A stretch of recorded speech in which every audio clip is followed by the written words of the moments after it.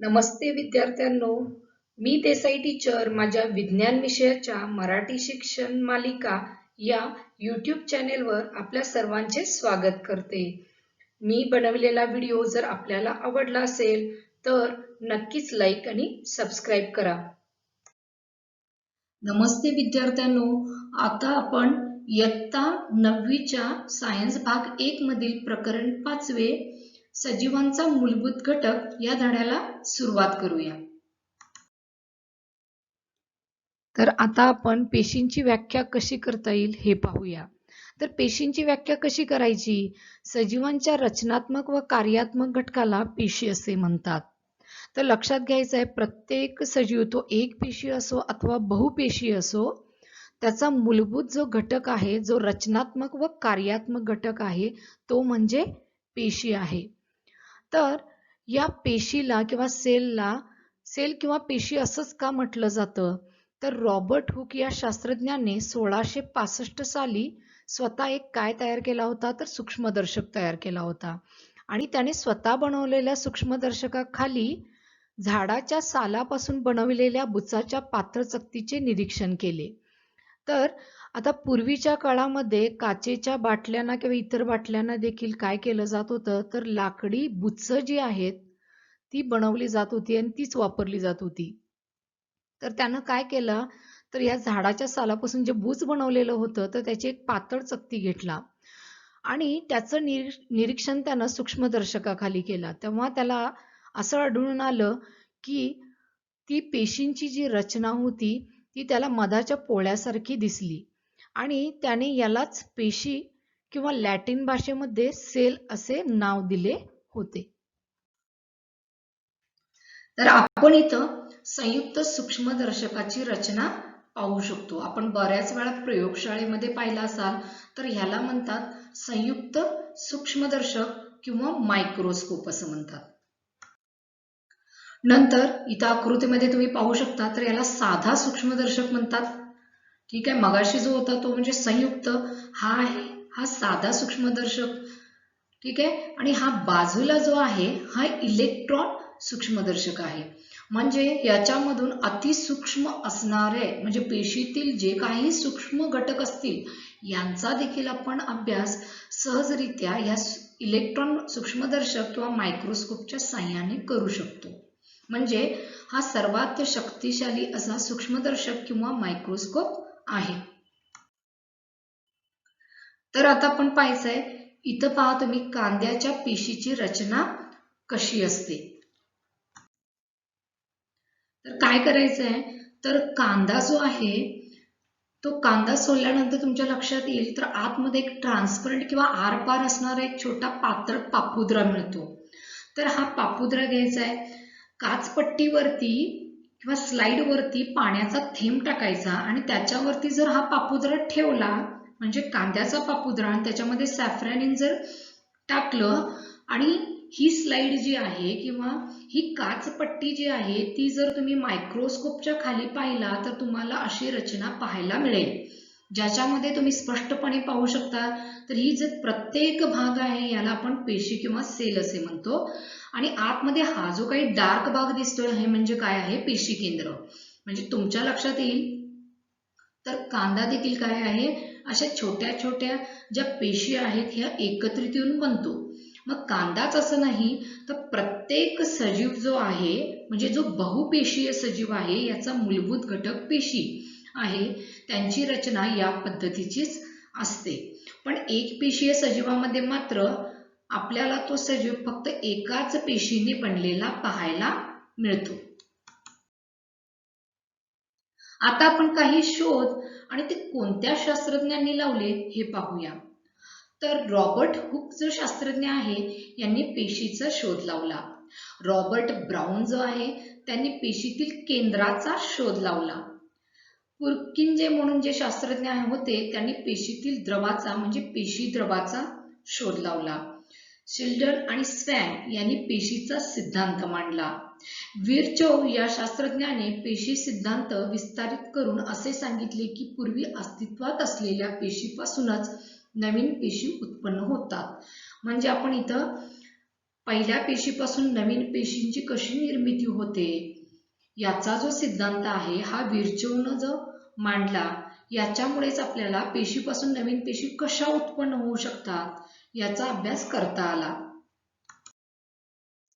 तर विद्यार्थ्यांनो, आपण पेशीची व्याख्या कशी केला, तर सजीवामधील रचनात्मक आणि कार्यात्मक घटकाला पेशी असे म्हणतात. मग या पेशीला सजीवामधील रचनात्मक आणि कार्यात्मक घटक असे का म्हणतात? तर प्रत्येक सजीव हा कशाने बनलेला असतो, तर तो म्हणजे पेशीने बनलेला असतो. तो एक पेशी असो किंवा बहुपेशी असो, ती वनस्पती असो किंवा प्राणी असो, प्रत्येक जो काही सजीव आहे हा पेशीने बनलेला असतो. सजीवामध्ये घडणाऱ्या सर्व क्रिया या पेशीमुळे घडत असतात. मग सजीवामध्ये आवश्यक असणाऱ्या जीवनक्रिया कोणत्या, तर त्या श्वसन असतील, पचन असतील किंवा प्रजनन असतील. या ज्या काही सर्व क्रिया आहेत या पेशीमुळेच घडत असतात. विशिष्ट कार्यानुसार प्रत्येक पेशीची रचना वेगवेगळी असते. म्हणजे ज्या पद्धतीचे कार्य एखाद्या पेशीला करावयाचे असते त्या प्रकारचीच रचना आपल्याला पाहायला मिळते.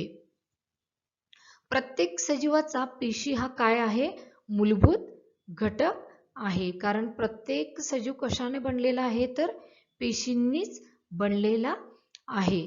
आता इथं आणखी एक महत्त्वाचा भाग म्हणजे कार्यानुसार पेशींची रचना वेगवेगळी का असते. आता समजा काही प्रकेसल युक्त पेशी आपल्या शरीरामध्ये पाहायला मिळतात. तर ही प्रकेसल काय काम करत असतात, तर अन्नाची जी काही हालचाल आहे ती करण्यासाठी, अन्न पुढे ढकलण्यासाठी या पेशींचा उपयोग होत असतो. अशाच पद्धतीनं शरीरामध्ये आपल्याला वेगवेगळ्या प्रकारच्या पेशी पाहायला मिळतात आणि त्यांची जी कार्य आहेत ही वेगवेगळी असल्यामुळं आपल्याला त्याची रचना देखील वेगवेगळी पाहायला मिळते. पेशी कशापासून बनलेल्या असतात, तर पेशी या पेशी पटल, पेशी केंद्र, पेशी द्रव आणि पेशी अंगके यापासून बनलेल्या असतात. इथं आपण प्राणी पेशीचं उदाहरण पाहूया. तर या प्राणी पेशीच्या बाहेरील हा जो भाग दिसतो याला पेशी पटल असे म्हणतात आणि आतमध्ये हा जो गोलाकार भाग आहे याला पेशी केंद्रक असे म्हणतात. मग आता याच केंद्राला बाहेरील भागामध्ये जे हे पटल आहे याला केंद्र पटल असे म्हणतात. या केंद्र पटल आणि पेशी पटल यामध्ये हा जो काही द्रवरूप भाग आहे याला पेशी द्रव असे म्हणतात आणि याच पेशी द्रवामध्ये कलकणू, आंतरद्रव्य जालिका, तनुकले, रायबोझोम्स हे पेशी अंगके जी आहेत ही विखुरलेली असतात. आता आपण त्यातला पहिला भाग म्हणजे ज्याला प्लाझ्मा पटल किंवा पेशी पटल असं म्हणतात याचा अभ्यास करूया. तर पेशीच्या आतील घटकांना व बाहेरील घटकांपासून अलग करणाऱ्या पेशी अंगकाला काय म्हणायचं, पेशी पटल. आता आपल्याला एक उदाहरण पाहिजे आहे. आता समजा आपलं जे घर आहे याच्या चारी भिंती ज्या आहेत ह्या काय करतात, तर बाहेरचा जो भाग आहे किंवा घराच्या बाहेरील जो स्पेस आहे ह्याला घरातील भागापासून अलग करतात. सेम तसंच आहे. तर पेशी पटल काय करतं, तर पेशीच्या आतील घटक आणि बाहेरील घटक जे आहेत त्यांना एकमेकांपासून वेगळं करतं. याच पेशी अंगकाला काय म्हणायचं आहे, तर पेशी पटल म्हणायचं आहे. पेशीतून बाहेर पडणाऱ्या आणि आत शिरणाऱ्या द्रवावरती नियंत्रण ठेवते. म्हणजे आता पेशीपटलाचं कार्य काय आहे, तर पेशीमध्ये बाहेरून कोणते पदार्थ येतात किंवा कोणती द्रव्ये येतात किंवा आतून बाहेर कोणती जातात, तर त्या द्रव्यावरती नियंत्रण ठेवण्याचं कार्य पेशीपटल करते. काही द्रव्यांच्या हालचालीवर निर्बंध घालण्यासाठी देखील हे पेशीपटल काय करते, मदत करते. त्याला निवडक कार्यपटल असे देखील म्हणतात. म्हणजे जसं घरामध्ये एंट्री करण्यासाठी पाहिला तर तुम्ही दरवाजे असतात किंवा हवा येण्यासाठी खिडक्या असतात, सेम तसंच आहे. तर ह्या पेशीतील द्रव बाहेर जाणं किंवा बाहेरील काही पदार्थ आतमध्ये घेणं बरोबर आहे, याच्यासाठी विशिष्टपूर्ण निर्बंध असायला हवेत. तर हे कार्य कोण करतं, तर हे निवडक कार्यपटल करतं. कार्बन डायऑक्साईड, ऑक्सिजन यासारखे पदार्थ पेशी पटलातून विसरण क्रियेद्वारे बाहेर पडतात. म्हणजे आता समजा पेशीमध्ये जर कार्बन डायऑक्साईड तयार झाला तर तो बाहेर पाठवला जातो, ऑक्सिजन आतमध्ये घेतला जातो. किंवा वनस्पतींच्या बाबतीत म्हटलं तर काय होणार, तर ऑक्सिजन बाहेर टाकला जातो आणि कार्बन डायऑक्साईड आत घेतला जातो. तर ही क्रिया घडण्यासाठी ह्या प्रत्येक पेशीमध्ये पार्यपटल असते आणि याच्यामुळेच काय होते, तर विसरण क्रिया घडण्यासाठी मदत होते. तर आता ही विसरण क्रिया म्हणजे काय, तर आपण इयत्ता 8वी मध्ये देखील शिकलो होतो. तर विसरण क्रियेची व्याख्या पाहूया. तर ज्या क्रियेमध्ये पदार्थाचे वहन उच्च तीव्रतेकडून कमी तीव्रतेकडे होते त्या क्रियेला विसरण क्रिया असे म्हणतात. उदाहरणार्थ वायू. आता आपण उदाहरण देखील पाहिलं होतं की उदबत्ती जी आहे ती जर खोलीच्या कोणत्याही कोपऱ्यात लावली तरी सुद्धा त्याचा जो वास आहे हा सर्वत्र पसरतो. ठीक आहे. मग हे कशामुळे होतं, तर त्या उदबत्तीच्या इथं जवळ असणारे जे उच्च तीव्रतेचे रेणू आहेत हे काय करतात, सर्वत्र पसरतात. म्हणजे कमी तीव्रतेकडे त्यांचा प्रसार होतो. या क्रियेला काय म्हणायचं आहे, तर विसरण क्रिया असं म्हणायचं आहे. मग तर्षण क्रिया म्हणजे काय, तर ज्या क्रियेमध्ये पाण्याच्या रेणूचे, आता इथं वायू पाहिला तर इथं काय पाहायचं आहे, तर पाण्याचे रेणू. तर पाण्याच्या रेणूंचे उच्च तीव्रतेकडून कमी तीव्रतेकडे काय होते, वहन होते. त्या क्रियेला तर्षण क्रिया असे म्हणतात. उदाहरणार्थ पाणी. आता समजा ताटामध्ये पाणी घेतलं, त्याच्यामध्ये जर तुम्ही स्पंज ठेवला तर काय घडेल, तर पाणी जे जास्त आहे हे काय होईल, त्या स्पंजकडे आकर्षलं जाईल. या क्रियेलाच काय म्हटलं जातं, तर तर्षण क्रिया असं म्हटलं जातं. आता आपण हायपोटोनिक द्रावण म्हणजे काय, आयसोटोनिक द्रावण म्हणजे काय आणि हायपरटोनिक द्रावण म्हणजे काय याचा अभ्यास करूया. आता सर्वप्रथम हे शब्द जरी तुम्हाला नवे असतील तरी एक महत्वाचं सांगते. तर हायपो म्हणजे कमी, आयसो म्हणजे समान आणि हायपर म्हणजे जास्त. तर पहिली व्याख्या पाहूया. हायपोटोनिक द्रावण पेशीच्या आतील पाण्याच्या सहतीपेक्षा पेशी बाहेरील पाण्याची सहती जर जास्त असेल, म्हणजेच पेशी बाहेर जास्त सहतीचे माध्यम असेल तर पेशीला तर्षण क्रियेद्वारे पाणी मिळते. अशा द्रावणाला हायपोटोनिक द्रावण असे म्हणतात. आता इथं आकृतीमध्ये आपण समजून घेऊ शकतो. समजा हे हिरव्या रंगाचा जो आतील भाग आहे ती म्हणजे पेशी आहे आणि हा पेशीच्या बाहेरील भाग जो आहे तो मी निळ्या रंगाने दर्शवला आहे. समजा पेशीमध्ये पाणी कमी असेल, म्हणजेच काय आहे, पाण्याची सहती कमी आहे आणि ही निळ्या रंगाने जो दाखवलेला भाग पेशीच्या बाहेरील याच्यामध्ये जर पाण्याची सहती काय असेल, जास्त, तर काय होईल, तर जास्त सहतीकडून कमी सहतीकडे पाणी येते आणि ही क्रिया जी आहे याला तर्षण क्रिया असे म्हणतात. म्हणजे लक्षात घ्यायचं आहे, पेशीच्या बाहेर पाण्याची सहती जास्त, पेशीच्या आतमध्ये पाण्याची सहती कमी. तर यावेळी काय होतं, तर्षण क्रियेद्वारे ही पेशी जी आहे ही पाणी मिळवते. यालाच काय म्हणायचं, अशा द्रावणाला हायपोटोनिक द्रावण असे म्हणतात. तर दुसरं पाहूया आपण, आयसोटोनिक द्रावण. मगाशी सांगितलं आयसो म्हणजे काय, समान. याचा अर्थ काय होईल की पेशीच्या आतमधील सहती देखील काय असणार आहे, सारखीच, आणि पेशीच्या बाहेरील सहती जी आहे पाण्याची ही देखील काय असणार आहे, सारखीच. म्हणजे ज्यावेळी अशा दोन्ही भागामध्ये म्हणजे पेशीच्या आतमध्ये आणि पेशीच्या बाहेर जर समान सहती असेल तर आपण त्याला आयसोटोनिक द्रावण असं म्हणायचंय. आता व्याख्या पाहूया. जर पेशीमध्ये आणि पेशी बाहेर पाण्याची सहती सारखीच असेल तर पेशी पटलामधून पाण्याचे वहन दिसणार नाही. अशा द्रावणाला आयसोटोनिक द्रावण असे म्हणतात. म्हणजे काय झाली, सहती समान झाली म्हणजे आयसो झाली, म्हणून याला म्हणतात आयसोटोनिक द्रावण. लक्षात घ्यायचा, हा हिरवा रंग जो आहे तो म्हणजे पेशी समजा, हा निळा रंग म्हणजे पेशीच्या बाहेरील भाग. इथं समजा पाण्याची सहती समान आहे इथं आणि पेशीच्या आतमध्ये जर सहती समान असेल तर पाण्याचं वहन होणारच नाहीये, कारण पाण्याची पातळी काय आहे, सारखीच आहे. त्यामुळं अशा द्रावणाला आयसोटोनिक द्रावण असे म्हणतात. नंतर तिसरं पाहायचं आहे हायपरटोनिक द्रावण. जर पेशीमधील पाण्यापेक्षा पेशी बाहेरील माध्यमात पाण्याची सहती कमी असेल तर पेशीमधील पाणी तर्षण क्रियेद्वारे कमी होईल. अशा प्रकारच्या द्रावणाला हायपरटोनिक द्रावण असे म्हणतात. आता मगाशी सांगितलं मी हायपर म्हणजे जास्त, याचा अर्थ काय आहे, पेशीमध्ये पाण्याची सहती काय आहे, जास्त, आणि पेशीच्या बाहेर पाण्याची सहती काय असणार आहे, कमी. आता इथं आपण आकृतीमध्ये पाहू शकता, समजा हा हिरव्या रंगाचा भाग म्हणजे पेशी आहे आणि हा त्याच्या बाहेरील भाग आहे.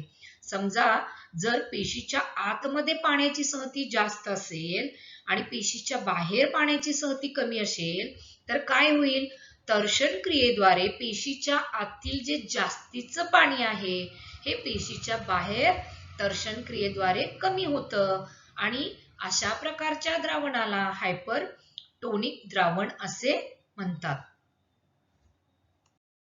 आता आपण पेशीतील पुढचं महत्वाचं पेशी अंग ते म्हणजे पेशीभित्ती आहे, त्याचा अभ्यास करूया.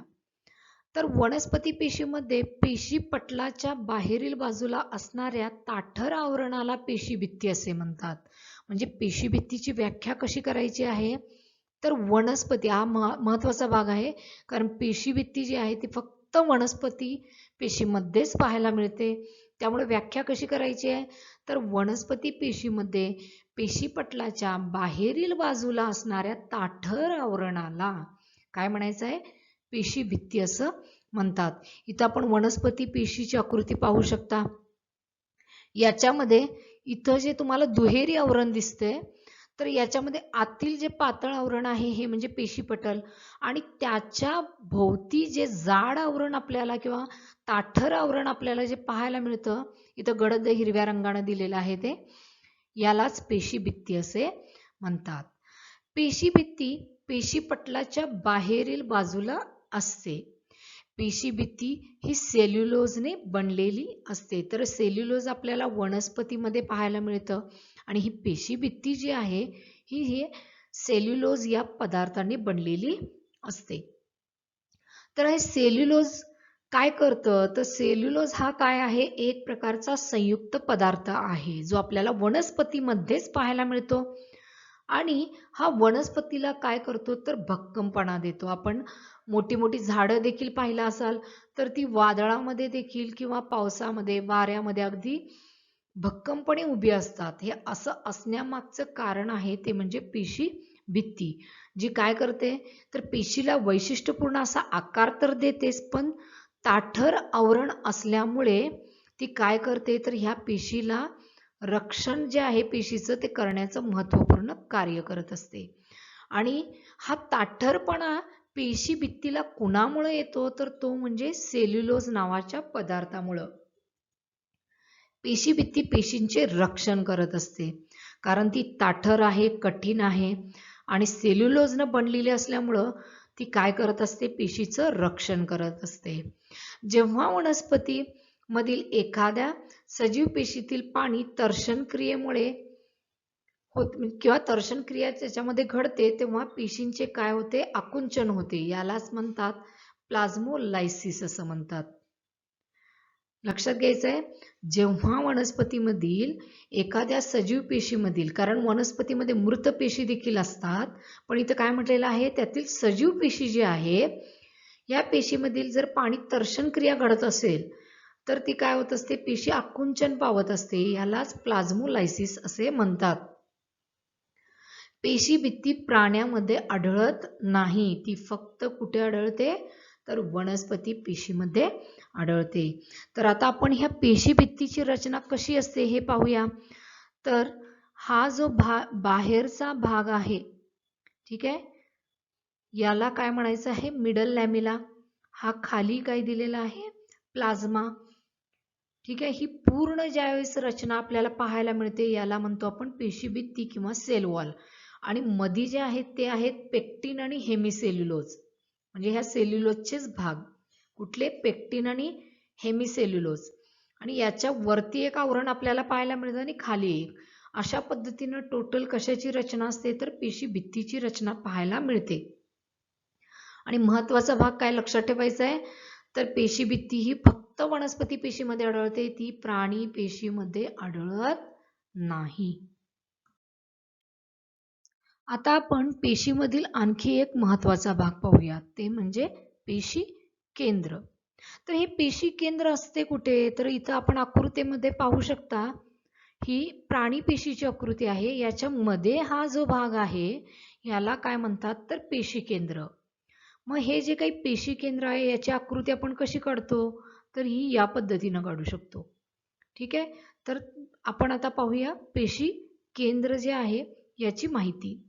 तर पेशी द्रवामध्ये अनुवांशिक घटक आणि मग अनुवांशिक घटक कोणते? तर ती म्हणजे गुणसूत्रे. तर पेशी द्रवामध्ये अनुवांशिक घटक किंवा गुणसूत्रे असणाऱ्या पेशी अंगकाला पेशी केंद्र असे म्हणतात. मग इथं परीक्षेला प्रश्न देखील पडतो की जे काही गुणसूत्रे आहेत ही कुठे आढळतात? तर तुम्ही उत्तर काय लिहिता डायरेक्ट? पेशीमध्ये. बरोबर आहे, पेशीमध्येच आढळतात. पण पेशीतल्या कोणत्या अंगकामध्ये?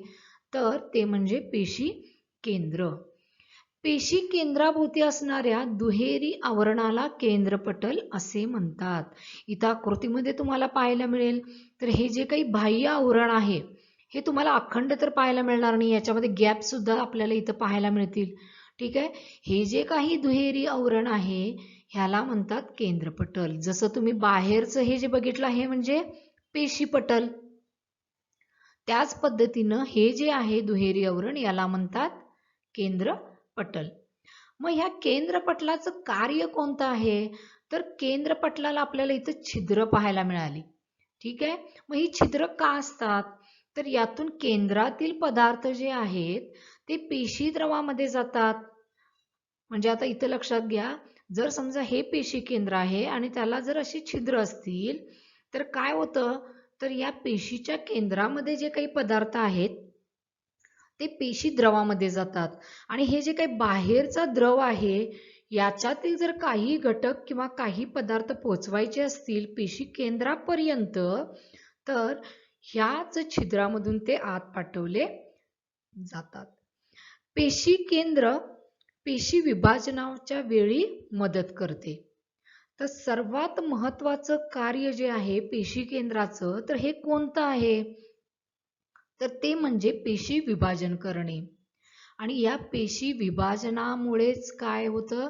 तर सजीवांची वाढ होत असते किंवा प्रजननामध्ये पेशी विभाजन घडणं महत्त्वाचं असतं. कधी कधी काही पेशी खराब होतात, बरोबर आहे. मग तिथं नवीन पेशींची निर्मिती करण्याची गरज असते. मग यावेळी देखील हे पेशी विभाजन जे आहे हे महत्त्वपूर्ण ठरतं. पेशीतील रासायनिक घडामोडींना पेशी केंद्र निर्देश करत असते. म्हणजे जर या पेशीमध्ये कोणत्याही रासायनिक क्रिया घडल्या तर याच्यावरती कंट्रोल ठेवण्याचं, नियंत्रण ठेवण्याचं कार्य जे आहे ते पेशी केंद्र करत असतं. त्यामुळं पेशी केंद्र हा पेशीचा सर्वात महत्त्वाचा भाग असे म्हटले जाते. तर आता आपण पेशी केंद्र म्हणजे काय पाहिलं. मग हे पेशी केंद्र जे आहे ते महत्त्वपूर्ण का असतं किंवा पेशींचा महत्त्वाचा घटक पेशी केंद्र असं का म्हटलं जातं? तर या पेशी केंद्रामध्ये काय असतात? तर ती म्हणजे गुणसूत्र. ही जी काही गुणसूत्र आहेत ही अनुवंशीय घटक असतात. मग अनुवंशीय घटक म्हणजे काय? तर याचं उदाहरण देते. तर आपले कान असू देत किंवा काहींचे जो डोळ्यांचा रंग आहे किंवा कानाची जी रचना आहे किंवा केस जी सरळ असतात किंवा कुरडी असतात, ही केश रचना जी आहे ही आपल्याला आई किंवा वडील या दोनांपैकी एकाची असल्याचं पाहायला मिळतं. म्हणजे आपण त्यांच्यासारखे थोडेफार दिसतो. यालाच म्हणतात अनुवंशीय घटक. म्हणजे जे एका पिढीतून दुसऱ्या पिढीमध्ये घटक जातात याला आपण अनुवंशीय घटक असे म्हणतो. तर विभाजनाच्या वेळी ही गुणसूत्र काय असतात? बारीक कांड्यांसारखी दिसतात.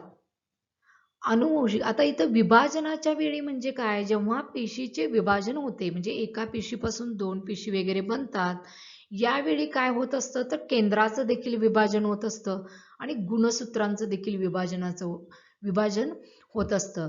आणि अशाच वेळी ही जी काही गुणसूत्र आहेत ती काय होतात? आपल्याला बारीक कांड्यांसारखी दिसायला लागतात. अनुवंशिक गुणधर्म गुणसूत्रामध्ये DNA या रेणू स्वरूपामध्ये साठविलेले असतात.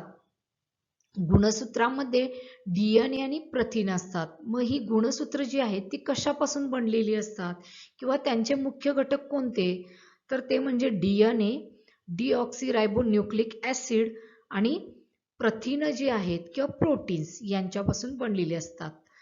DNA मधल्या कार्य करणाऱ्या भागाला जन्यू किंवा जीन्स असे म्हणतात. आणि पेशी विभाजनापूर्वी DNA रंगजाल सूत्राच्या म्हणजेच दोऱ्यांच्या स्वरूपात आपल्याला पाहायला मिळतात. आता इथं आपण दोन आकृत्या पाहू शकता. तर ही झाली पेशी आणि या पेशीमध्ये ही छोटी छोटी जी आहे ती म्हणजे पेशी अंगक आहेत आणि हा जो काही मधला भाग आहे, ठीक आहे, ह्या मधला जो भाग मी तुम्हाला आता कर्सरनं दाखवायला लागले याला म्हणतात पेशी केंद्र. तर या पेशी केंद्रामध्ये आपल्याला ही गुणसूत्र आहेत ती पाहायला मिळतात. ही गुणसूत्र जी आहेत ती पेशी विभाजनाच्या वेळी मदत करतातच, पण जे काही अनुवंशिक गुणधर्म आहेत जे एका पिढीतून दुसऱ्या पिढीमध्ये जातात ते जाण्यासाठी देखील कारणीभूत असणारे महत्त्वाचे घटक म्हणजे ही गुणसूत्र जी आहेत तीच आहेत. तर आता आपण युकॅरियोट्स आणि प्रोकॅरियोट्स यांची व्याख्या पाहूया. तर याच्यामध्ये युकॅरियोट्स म्हणजे काय किंवा प्रोकॅरियोट्स म्हणजे काय हे आपण पाहायचं आहे. तर युकॅरियोट्स म्हणजे काय, तर ज्या पेशीमध्ये केंद्रपटल असते. आता केंद्रपटल म्हणजे काय माहिती आहे तुम्हाला, तर ह्या केंद्राच्या भोवती हे जे काही आवरण असतं ह्याला काय म्हणतात, केंद्रपटल. आता हे सेम आवरण तुम्हाला इथं पाहायला मिळतं काय, नाही. तर आता इथं बघा केंद्रातील जे काही घटक आहेत ते ह्या पूर्ण केंद्रपटल जे आहेत याच्यामध्ये सामावलेलं आहे, पण इथलं जे केंद्रातले काही घटक आहेत ते डायरेक्ट काय झाले तर पेशीमध्ये इतरत्र काय झालेले आहेत, मिक्स झालेले आहेत किंवा पसरलेले आहेत. तर आता आपण व्याख्या समजावून घेऊ. तर युकॅरियोट्स म्हणजे काय, तर ज्या पेशीमध्ये केंद्रपटल असते आणि ज्यामुळे पेशी केंद्र स्पष्टपणे दिसते त्याला युकॅरियोट्स असे म्हणतात. तर उदाहरणार्थ प्राणी आणि वनस्पती पेशी. आता आपण इथं प्राणी पेशी घेतलेली आहे, ॲनिमल सेल, तिचा अभ्यास करा. तर इथं पाहायला मिळेल तर तुम्हाला सगळे घटक सेपरेट पाहायला मिळतात पेशी अंगक, आणि हे सेंटरला जे आहे ह्याला पेशी केंद्र असं म्हणतो. ह्याच्या भोवती जे आहे, आता हे पेशी केंद्र असं आपण डायरेक्ट का म्हणू शकतो, तर इथं बाजूला तुम्हाला काय पाहायला मिळते तर केंद्रपटल, आणि हे केंद्रपटल असल्यामुळे तुम्हाला डायरेक्ट हे पेशी केंद्र आहे असं म्हणता येतं. बरोबर आहे. म्हणून अशा प्रकारच्या पेशींना युकॅरियोटिक्स पेशी असं म्हणता येतं. आता व्याख्या पहा. ज्या पेशीमध्ये केंद्रपटल असते ज्यामुळे पेशी केंद्र स्पष्टपणे दिसते त्याला युकॅरियोट्स असे म्हणतात. उदाहरणार्थ प्राणी आणि वनस्पती पेशी. याच्याच विरुद्ध प्रोकॅरियोट्स आपण म्हणू शकतो. तर प्रोकॅरियोट्स म्हणजे काय, तर ज्या पेशीमध्ये केंद्रपटल नसते त्यामुळे पेशी केंद्र स्पष्टपणे दिसत नाही त्याला प्रोकॅरियोट्स असे म्हणतात. उदाहरणार्थ बॅक्टेरिया. तर इथं आपण बॅक्टेरियाची आकृती पहा. तर याच्यामध्ये तुम्हाला वैशिष्ट्यपूर्ण, आता इथं जसं केंद्र पाहायला मिळालं तसं इथं तुम्हाला पाहायला मिळत नाही. तर याच्यामधले जे काही अनुवंशिक घटक आहेत ते काय आहेत, पेशीमध्ये तसेच पसरलेले आहेत. ते एका ठराविक जागेमध्ये आपल्याला पाहायला मिळत नाहीत. पण इथं मात्र काय आहे, प्राणी पेशीमध्ये केंद्रपटल असल्यामुळे आपल्याला हे केंद्र काय हे ओळखता येतं, पण इथं असं आपण म्हणू शकत नाही. इथं केंद्रातले घटक असतात बॅक्टेरियामध्ये, पण त्याच्यासाठी स्पेशल असं काय नाही आहे. पेशीच्या आतमध्ये असणारे जे काही केंद्रपटल आहे हे इथं पाहायला मिळत नाही. आलं लक्षात. म्हणजे केंद्रपटल जर असेल तर त्याला आपण म्हणतो युकॅरियोट्स, आणि जर पेशीमधील केंद्रपटल नसेल तर आपण त्याला प्रोकॅरियोटिक सेल असं म्हणतो. आता आपण पेशीतील आणखी एक महत्त्वाचा भाग तो म्हणजे पेशीद्रव पाहूया. तर पेशीद्रव म्हणजे काय किंवा याची व्याख्या कशी करता येईल, तर पेशीपटल आणि पेशी केंद्र यांच्यामध्ये असणाऱ्या द्रवरूप भागाला पेशीद्रव असे म्हणतात. आता पेशीपटल म्हणजे तुम्हाला माहिती आहे हा बाहेरचा जो काही भाग आहे हा म्हणजे पेशीपटल असतो, आणि हे मध्ये आहे हे पेशी केंद्र. ठीक आहे. तर याच्यामध्ये काय पाहायला मिळेल तुम्हाला, तर हे जे काही द्रवरूप भाग आहे ज्याच्यामध्ये पेशी अंगक जी आहेत ती विखुरलेली आहेत, म्हणजे ते आंतरद्रव्य जालिका असू देत किंवा कलकणू असू देत, तर ही काय आहेत, या द्रवामध्ये विखुरलेली आहेत. म्हणजे पेशी पटलाचा भाग आणि पेशी केंद्राचा भाग ह्याच्यामध्ये जो आपल्याला हा द्रवरूप पदार्थ पाहायला मिळतो याला पेशी द्रव असे म्हणतात. आणि याच पेशी द्रवामध्ये पेशीची जी काही अंगक आहेत ती विखुरलेली असतात. पेशींचा अभ्यास करत असताना महत्वाचा भाग जो आहे तो म्हणजे पेशी अंगक. म्हणजे पेशीचा अभ्यास करत असताना आपल्याला त्याच्यामध्ये असणारी जी पेशी अंगक आहेत आणि त्यांची कार्य, त्यांची रचना याचा या धड्यामध्ये अभ्यास करायचा आहे. तर ही पेशी अंगक जी आहे त्याची व्याख्या कशी करता येईल, तर पेशीतील पेशी द्रवामध्ये वेगवेगळ्या क्रिया करणाऱ्या लहान लहान पटलयुक्त भागांना पेशी अंगके असे म्हणतात. तर मगाशी पण आपण पाहिलं तर त्या पेशी द्रवामध्ये काय आहेत, तर हे लहान लहान जे पेशी अंगकाचे भाग आहेत हे काय आहेत, विखुरलेले आहेत. तर यालाच काय म्हणतात, तर ही पेशी अंगक असं म्हणतात. म्हणजे व्याख्या कशी करायची आहे, पेशीतील पेशीद्रवात वेगवेगळ्या क्रिया करणाऱ्या लहान पटलयुक्त भागांना पेशी अंगके असे म्हणतात. उदाहरणार्थ आंतरद्रव्य जालिका, तनुकले, लयकारिका, कलकणू, लवके आणि रिक्तिका ही काही पेशी अंगकाची उदाहरणं आहेत. तर पेशी अंगकातील आणखी एक महत्वाचं अंगक जे आहे ते म्हणजे आंतरद्रव्य जालिका. इथं आपल्याला आकृती देखील पाहायला मिळेल. तर हे जे आहे ते पेशी केंद्रक आहे आणि हे कडेला जे आहे आपल्याला पाहायला मिळतंय, तर ही म्हणजे आंतरद्रव्य जालिका. तर आवरणयुक्त नळ्या, आता इथं आपल्याला नळ्यांसारखे भाग देखील पाहायला मिळाले. तर आवरणयुक्त नळ्या व आवरणयुक्त सपाट पृष्ठभागाचे एक मोठे जाळे म्हणजे आंतरद्रव्य जालिका होय. म्हणजे आता आपल्याला इथं पाहायला मिळेल तर पेशी केंद्राच्या भोवती काय आहेत, हे नलिकायुक्त असं जाळं पसरलेलं आपल्याला एक पाहायला मिळायला लागलंय. तर यालाच आंतरद्रव्य जालिका असे म्हणतात. या आंतरद्रव्य जालिका लांबट नळीसारख्या किंवा गोल किंवा लांबट पिशव्यासारख्या दिसतात. तर इथं देखील आकृतीत पाहायला मिळेल, तर आपल्याला ह्या नलिकायुक्त असल्याचं पाहायला मिळतं. लांबट देखील आकार आहे याचा. ठीक आहे. तर या आंतरद्रव्य जालिका लांबट नळीसारख्या किंवा गोल किंवा लांबट पिशव्यांसारख्या दिसतात. आंतरद्रव्य जालिकांचे पटल व पेशी पटल यांची रचना सारखीच असते. आता इथं काय म्हणायचं पहा, हे आंतरद्रव्य जालिकांचे जे काही पटल आहे म्हणजे हे बाहेरचं आवरण तुम्हाला दिसायलंय, हे सेम पेशी पटलासारखंच असतं. तर पेशी पटल आपण पाहिलं तर पेशीच्या सर्वात बाहेरील भागाला काय म्हणतो आपण, पेशी पटल. तर त्याची जशी रचना असते तशीच आंतरद्रव्य जालिकेची देखील पटलांची रचना असते. या आंतरद्रव्य जालिकेला इंग्लिशमध्ये एंडोप्लाझ्मिक रेटिक्युलम असे म्हणतात.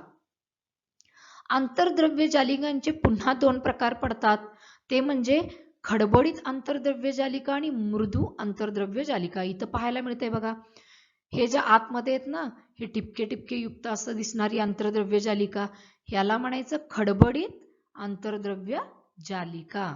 आणि ह्याच्यामध्ये आपल्याला एकही स्पॉट पाहायला मिळत नाही, तर याला म्हणायचं स्मूथ एंडोप्लाझ्मिक रेटिक्युलम म्हणू शकता किंवा मृदू आंतरद्रव्य जालिका. मग आता तुमच्या मनात प्रश्न पडला असेल की इथं गुळगुळीत आंतरद्रव्य जालिका म्हणते, इथं खडबडीत, मग ही खडबडीत असण्यामागचं कारण काय आहे, तर याच्यावरचे जे आपल्याला छोटे छोटे स्पॉट किंवा डाग पाहायला मिळत आहेत, टिपके पाहायला मिळत आहेत, हे दुसरं तिसरं काही नसून काय आहेत, रायबोझोम्स आहेत. आता आपण व्याख्या पाहूया. तर खडबडीत आंतरद्रव्य जालिका जी आहे ती म्हणजे काय, तर या आंतरद्रव्य जालिकेच्या पृष्ठभागावर रायबोझोम्स नावाचे कण चिकटलेले असतात, म्हणून त्यांना काय म्हणतात, खडबडीत आंतरद्रव्य जालिका असे म्हणतात. मृदू आंतरद्रव्य जालिका या जालिका पेशीच्या कार्यासाठी आवश्यक असणाऱ्या वसा रेणू किंवा लिपिड्सच्या निर्मितीसाठी काय करत असतात, मदत करत असतात. तर आपण एंडोप्लाझ्मिक रेटिक्युलम किंवा आंतरद्रव्य जालिका पाहिली तर आता ही आंतरद्रव्य जालिका जी आहे तिचं कार्य कोणतं आहे तर पेशी केंद्र व पेशीद्रव यांच्यामध्ये पदार्थाचे वहन करते. आता तुमच्या लक्षात आलं असेल आकृतीवरून की इथं पेशी केंद्र आहे आणि हा बाहेरचा सगळा भाग आहे हा पेशीद्रवाचा आहे. ठीक आहे, तर याच्यामध्ये पदार्थ जे वहन करावे लागतात म्हणजे केंद्राच्या आतमध्ये बाहेरून जातात किंवा केंद्राच्या आतून काही पदार्थ बाहेर येतात. या पदार्थांचं वहन करण्यासाठी ह्या आंतरद्रव्य जालिका मदत करत असतात. पेशीला निश्चित आकार देण्यासाठी सांगाड्याप्रमाणे कार्य करतात. आता इथं तुम्ही पाहिलं असाल तर हे काय होतं तर पेशी केंद्र जे आहे तिथपासून ते बाहेरपर्यंत आपल्याला हे काय दिसायलेत तर ह्या आंतरद्रव्य जालिकांचं जाळं दिसायला लागलंय. याच्यामुळं काय होतं तर पेशीला एक सांगाडा प्राप्त होतो म्हणजे पेशीला एक प्रकारचा आधार मिळतो. याचा उपयोग पेशीतील जैव रासायनिक क्रियांसाठी विशिष्ट प्रकारचा पृष्ठभाग म्हणून होतो. म्हणजे आता आपण पाहिलं होतं की पेशी काय आहे सजीवातील रचनात्मक आणि कार्यात्मक घटक. म्हणून सर्व जैविक क्रिया ज्या आहेत सजीवांच्या या कुठं घडत असतात तर प्रत्येक पेशीमध्ये. आणि ह्या पेशीमधील ज्या काही जैव रासायनिक क्रिया घडतात तर यांना पृष्ठभाग उपलब्ध करून देण्याचं कार्य ही आंतरद्रव्य जालिका करत असते.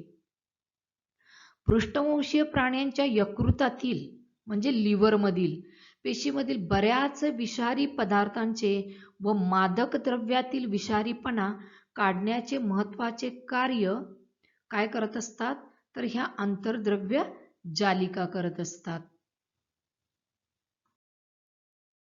पेशीतील आणखी एक महत्त्वाचं पेशी अंगक आहे आणि ते म्हणजे तनुकले, ज्याला इंग्लिशमध्ये काय म्हटलं जातं तर गोल्गी ॲपॅरेटस असं देखील म्हटलं जातं. तनुकलांचा जो शोध आहे तो कॅमिलो गॉल्गी यांनी लावला म्हणून याला गॉल्गी ॲपॅरेटस असे म्हणतात, ज्याला आपण मराठीमध्ये तनुकले असं म्हणतो. पटलयुक्त नलिकांचा संच एकमेकांना समांतर व ढिगाप्रमाणे रचलेला असतो. आता इथं आपण आकृतीमध्ये पाहू शकता. तुम्ही इथं एक मात्र कन्फ्युजन करून घ्यायचं नाहीये तर ह्याची रचना तुम्हाला जवळजवळ आंतरद्रव्य जालिकेसारखी वाटेल, पण आंतरद्रव्य जी जालिका आहे ही केंद्राला चिकटूनच असते, बरोबर आहे. आणि त्याच्यापासून थोड्या अंतरावरती तुम्हाला हे नलिकायुक्त काय पाहायला मिळतात तनुकलांची रचना पाहायला मिळते. आणि ही काय दिसायले तुम्हाला तर ह्या आकृतीमध्ये पहा तर नलिका म्हणजे नलिकांचा जो संच आहे तो एकमेकांना समांतर आणि ढिगाप्रमाणे रचलेला आपल्याला पाहायला मिळतो. तनुकलांची पटले बऱ्याच ठिकाणी आंतरद्रव्य जालिकांच्या पटलांशी जोडलेली आढळतात.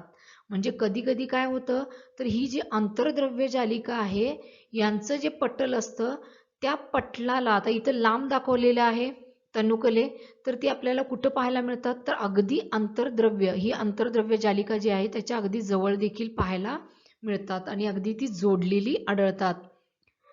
त्यामुळे पटलांची एक वेगळी संस्था काय होते निर्माण होते. त्यामुळे लक्षात ठेवायचं आहे तनुकलांची पटले जे आहेत त्यांची रचना कशी आहे तर ती समांतर आहे आणि ढिगाप्रमाणे आहे. ठीक आहे, तर आता आपण ही जी काही तनुकले आहेत तर त्यांचं कार्य कोणतं याचा अभ्यास करूया. आंतरद्रव्य जालिके जवळ तयार झालेले पदार्थ तनुकले गोळा करून पेशीमध्ये किंवा पेशीच्या बाहेरील ठिकाणी पोचवतात. तर आंतरद्रव्य जालिका म्हणजे कोणत्या तर तुम्ही पाहिलं असेल ज्या खडबडीत आंतरद्रव्य जालिका किंवा गुळगुळीत आंतरद्रव्य जालिका आणि ज्या पेशी केंद्राच्या जवळ असतात. मग कधी कधी आपल्याला काय पाहायला मिळतं तर तनुकले त्याच्या अगदी जवळ आणि चिकटून असतात. मग ही तनुकले काय करतात तर त्या आंतरद्रव्य जालिकेच्या जवळ जे काही पदार्थ तयार झालेले आहेत ते गोळा करतात आणि पेशीमध्ये किंवा पेशीच्या बाहेरील ठिकाणी पोचवण्याचं कार्य करतात. नलिकेतील पदार्थ साठवून ठेवतात म्हणजे ह्या ज्या नलिका आपल्याला पाहायला मिळतात याच्यामध्ये जे काही पेशीतील काही पदार्थ आहेत ते याच्यामध्ये साठवले जातात. रूपांतरित करणे आणि गुंडाळून ठेवणे म्हणजे या नलिकामध्ये जे काही आवश्यक पदार्थ आहेत ते काय करतात, त्याची काही रूपांतर केली जातात आणि ती गुंडाळून ठेवली जातात. तर तनुकलामध्ये साध्या शर्करेपासून संयुक्त शर्करा तयार होते. म्हणजे याच तनुकलामध्ये काय केलं जातं, तर साधी जी काही शर्करा आहे, ठीक आहे, त्याच्यापासून संयुक्त शर्करा तयार केली जाते. लयकारिका तयार करण्यामध्येही तनुकलांचा सहभाग असतो. तर लयकारिका जे आहेत ते आणखीन एक पेशी अंगक आहे आणि ह्याच्या निर्मितीसाठी तनुकल काय करत असतात, तर मदत करत असतात. तर आता आपण लयकारिका या पेशी अंगकाचा अभ्यास करूया. तर लयकारिकांची रचना पटलयुक्त पिशवीसारखी आहे, ज्याच्यामध्ये पाचक विकरांचा अंतर्भाव असतो. तर लयकारिका आपण इथं ज्याला इंग्लिशमध्ये लायझोझोम्स असं म्हणतात, ही पाहूया. तर याच्यामध्ये काय असतात, तर काही पाचक विकर जी आहेत ती या लायझोझोम्समध्ये किंवा लयकारिकेमध्ये आपल्याला पाहायला मिळतात. ही विकरे खडबडीत आंतरद्रव्य जालिकेपासून बनलेली असतात. आता आपण मगाशी पाहिलेलं होतं, तर इंडोप्लाझमिक रेटिक्युलम किंवा आंतरद्रव्य जे जालिका आहेत याचे दोन प्रकार पडतात. तर गुळगुळीत आंतरद्रव्य जालिका आणि खडबडीत आंतरद्रव्य जालिका. तर खडबडीत म्हणजे आंतरद्रव्य जालिका खडबडीत असण्यामागचं कारण काय आहे, तर त्याच्यावरती छोटे छोटे काही कण चिकटलेले आपल्याला पाहायला मिळाले होते, ज्यांना काय म्हणतात, लयकारिका असं म्हणतात किंवा ज्यांना इंग्लिशमध्ये लायझोझोम्स असं म्हणतात. आणि याच्यामध्ये काय आहेत, पाचक विकर आहेत. लयकारिका पेशीतील टाकाऊ पदार्थ बाहेर टाकणारी संस्था आहे. म्हणजे पेशीमध्ये जे काही टाकाऊ पदार्थ तयार होतात हे बाहेर टाकण्यासाठी लयकारिका मदत करत असते. जीर्ण झालेली पेशी अंगके तसेच पेशीमध्ये बाहेरून शिरलेल्या घटकांचे पचन करून नष्ट करते. तर काही वेळा काय होतं, तर पेशीमध्ये जी काही पेशी अंगक आहेत ही खराब होतात. मग अशी खराब झालेली पेशी अंगक किंवा जीर्ण झालेली पेशी अंगक जी आहेत त्यांचं पचन करण्याचं कार्य हे लायझोझोम्स किंवा लयकारिका करत असतात. इतकंच नव्हे तर बॅक्टेरिया, अन्नकण, जीर्ण पेशी अंगके यांचे लहान लहान तुकडे करून त्या नष्ट करण्याचं कार्य ह्या लयकारिका करत असतात. म्हणजे जर एखादा बॅक्टेरिया शरीरामध्ये शिरला तर त्याला पेशीतील कोणतं अंगक नष्ट करतं, तर ते म्हणजे लयकारिका. तर मगाशीच आपण पाहिलं की पेशी अंगक जे आहे लयकारिका याच्यामध्ये पाचक विकर असतात. ज्यावेळी पेशी खराब होते तेव्हा लयकारिका फुटते आणि त्यातील संप्रेरक त्याच पेशींचे पचन करून तिला नष्ट करतात. म्हणून लयकारिकेला आत्महत्या कुपी असे म्हणतात. म्हणजे समजा एखादी पेशी जी आहे ती निर्माण होऊन बरेच दिवस झालेत आणि ही पेशी आता कार्य करण्यास योग्य नाही, म्हणजे पेशी काय होत चालले, खराब होत चालले. मग अशा वेळी पेशी कोण नष्ट करू शकतं, तर ह्या ज्या काही लयकारिका आहेत ह्या काय करतात, तर स्वतःच फुटतात. मग काय होणार, जर ह्या लयकारिका फुटल्या तर यातील जी काही संप्रेरक आहेत ती काय होतात, त्या पेशीमध्ये पसरतात आणि ज्या पेशीमध्ये हे लायझोझोम्स आहे त्या पेशीलाच ते लायझोझोम्स नष्ट करतं. म्हणजे ज्या पेशीमध्ये हे लायझोझोम्स किंवा लयकारिका आढळतात त्या पेशी खराब झाल्यानंतर याच लयकारिका स्वतःच्याच पेशीला नष्ट करतात. म्हणून या लयकारिकेला आत्महत्या कुपी असे म्हणतात.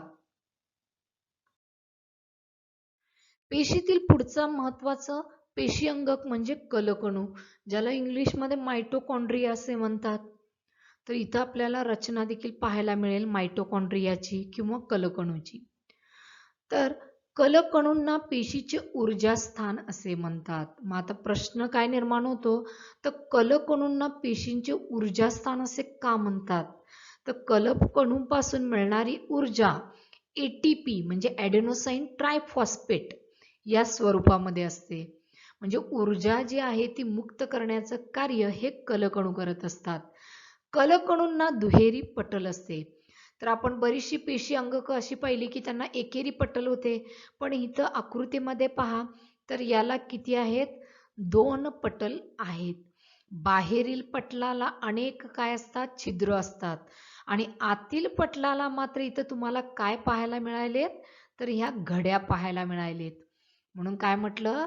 बाहेरील पटलामध्ये काय आहेत? छिद्र आहेत. तर आतील पटलं जी आहेत, ह्या पटलाला काय आहेत? तर ह्या घड्या पडलेल्या आपल्याला पाहायला मिळतात. या घड्यामुळं काय होतं? तर क्षेत्रफळ वाढतं. म्हणजे जितक्या घड्या जास्त तितकं क्षेत्रफळ जास्त आणि तितकं कलकणू जास्त कार्य करतो, ज्यामुळे एटीपी जास्त प्रमाणामध्ये निर्माण होते. कलकणूमध्ये स्वतःचे डीएनए आणि रायबोझोम्स असतात. त्यामुळे कलकणू स्वतःचे प्रोटीन्स तयार करू शकतात. कारण आपण पाहिलेलं होतं जी काही गुणसूत्र आहेत, ठीक आहे, याच्यामध्ये डीएनए आणि प्रोटीन्स असतात आणि हे कलकणू जे आहेत त्याला काय आहेत? स्वतःचे डीएनए आहेत, रायबोझोम्स आहेत. त्यामुळेच काय करतात? हे कलकणू स्वतःची प्रथिनं किंवा प्रोटीन्स तयार करू शकतात. आता या कलकणू वरून एक महत्त्वाचा भाग सांगायचा म्हणजे तर कीटकांमध्ये कलकणूंची संख्या आपल्याला जास्त पाहायला मिळते आणि मानवी जे शरीर आहे म्हणजे आपलं शरीर आहे याच्या हृदयामध्ये आपल्याला कलकणूंची संख्या जास्त पाहायला मिळते. कारण आपल्या शरीरातील न थकणारा जो स्नायू आहे किंवा अवयव आहे तो म्हणजे हृदय.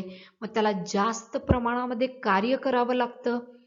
मग जास्त प्रमाणामध्ये कार्य आणि ते देखील एक सलग करण्यासाठी जास्त ऊर्जेची गरज असते आणि जास्त ऊर्जेची गरज असल्यामुळे तिथं कलकणूंची संख्या देखील काय असते? जास्त असते. कारण कलकणूंपासूनच आपल्याला कुठली ऊर्जा मिळते? एटीपी जी ऊर्जा आहे ही प्राप्त होते. त्यामुळे कलकणू पेशीतील महत्त्वाचा घटक आहे. आता पेशीतील आणखी एक पेशी अंगक आहे ते म्हणजे लवके, ज्याला आपण हरित लवक असं देखील म्हणतो, पण इथं लवकं म्हणण्यामागचं कारण देखील तुम्हाला पुढे कळेल. तर ही जी लवके आहेत ती हिरव्या वनस्पतीमध्ये आपल्याला पाहायला मिळतात. म्हणजे आता लक्षात आलं असेल तर लवके जे पेशी अंगक आहे हे आपल्याला फक्त आणि फक्त वनस्पती पेशीमध्ये पाहायला मिळतं, प्राणी पेशीमध्ये पाहायला मिळत नाही. हिरव्या वनस्पती पेशीमध्ये लवके असतात. आता लवकांचे देखील 2 प्रकार आहेत, रंगीत लवके आणि रंगहीन लवके. ज्या लवकामध्ये हरित कण असतात त्यांना हरित लवक असं म्हणायचं आहे. तर आपण पाहिलं होतं की प्रकाश संश्लेषण क्रिया जी आहे ही हिरव्या वनस्पतीमध्ये घडते आणि त्याच्यासाठी कारणीभूत असतं ते म्हणजे हरितद्रव्य किंवा हरित लवके. हरित लवके ही वनस्पतीमधील प्रकाश संश्लेषण क्रियेतील महत्त्वाचा घटक आहेत. कारण प्रकाश संश्लेषण क्रिया घडण्यासाठी सर्वात महत्त्वाचं जे पेशी अंगक आहे वनस्पतीमधलं ते म्हणजे हरित लवक. हरित लवकामध्ये हरित कणा व्यतिरिक्त म्हणजे हरित लवकामध्ये आपल्याला हरित कण पाहायला मिळतात. त्याच्यामध्ये आणखी काय आहे तर पिवळे, नारंगी व इतर अनेक रंगाचे कण आपल्याला पाहायला मिळतात. रंगहीन लवके खरे तर पेशी अंगके नसून त्याच्यामध्ये स्टार्च, तेल आणि प्रोटीनचा कणांचा साठा असतो. लवके म्हणजे अनेक पटलांचा थर असून ते स्ट्रोमा नावाच्या पदार्थामध्ये रुतलेले असतात. म्हणजे ही लवकं जी आहेत ही आपल्याला कुठं पाहायला मिळतात तर ती म्हणजे पेशी द्रवामध्ये. आणि ह्या पेशी द्रवामध्ये ही लवकं आढळण्याचं ठिकाण कोणतं तर ते म्हणजे अनेक पटलांचा थर कुठला आहे ती म्हणजे लवकं आणि ती स्ट्रोमा नावाच्या पदार्थामध्ये काय असतात रुतलेली असतात. लवकांचे बाह्य स्वरूप कलकणूंसारखे असते. मग अशी आपण लायझोझोमची रचना बघितली, ठीक आहे, त्या पद्धतीनंच काय आहे लवकांची रचना असते. कलकणू सारखेच लवकामध्ये सुद्धा स्वतःचे डीएनए आणि रायबोझोम्स आपल्याला पाहायला मिळतात. आणखी एक पेशी अंगक आहे ते म्हणजे रिक्तिका. पेशीतील घन किंवा द्रव पदार्थ साठवणारे कोश म्हणजे रिक्तिका होय. म्हणजे आता इथं तुम्हाला रिक्तिकेचं कार्यच लक्षात आलं असेल तर रिक्तिका आपल्याला पेशी अंगक म्हणून वनस्पती पेशी आणि प्राणी पेशी या दोन्हींच्या मध्ये पाहायला मिळते. मग हे कार्य कोणतं करते? तर पेशीमध्ये काही घनरूप आणि द्रवरूप पदार्थ असतात. ते साठवण्याचं कार्य कोण करत असतं? तर ही रिक्तिका करत असते. प्राणी पेशीमध्ये रिक्तिका लहान आकाराची असते. आता इथं पहा, ही आहे प्राणी पेशी. तर याच्यामध्ये तुम्हाला रिक्तिका ह्या लहान स्वरूपाची पाहायला मिळेल, पण ह्या वनस्पती पेशीमध्ये याचा आकार केवढा मोठा आहे पहा. ठीक आहे, म्हणजे वनस्पती पेशीमध्ये याचा आकार मोठा असतो, तर प्राणी पेशीमध्ये याचा आकार लहान असतो. वनस्पती पेशीतील रिक्तिका पेशी अर्काने पूर्णपणे भरलेल्या असून त्या पेशींना ताठपणा व कणखरपणा देतात. म्हणजे वनस्पती पेशी कठीण असण्यामागचं किंवा कणखर असण्यामागचं कारण आणखी काय आहे? तर ते मगाशी पाहिलं होतं, एक म्हणजे पेशी भित्ती. ठीक आहे, आणि आता महत्त्वाचं आहे ते म्हणजे रिक्तिका. तर ही जी काही रिक्तिका आहे ही अर्कानं, म्हणजे पेशीमध्ये एक अर्क असतो त्याच्यानं पूर्णतः भरलेली असते. त्यामुळे ती कशी बनते? तर पेशी ताठ आणि कणखर बनते. आणि हे कोणत्या कारणामुळे? तर रिक्तिकेमुळे. रिक्तिकेमध्ये अमिनो आम्ल, शर्करा, विविध सेंद्रिय आम्ले आणि काही प्रोटीन्स यांचा समावेश असतो. म्हणजे रिक्तिकेमध्ये आपल्याला कोणकोणते घटक पाहायला मिळतात? तर ते म्हणजे अमिनो आम्ल, शर्करा, विविध सेंद्रिय आम्ल आणि काही प्रोटीन्स पाहायला मिळतात.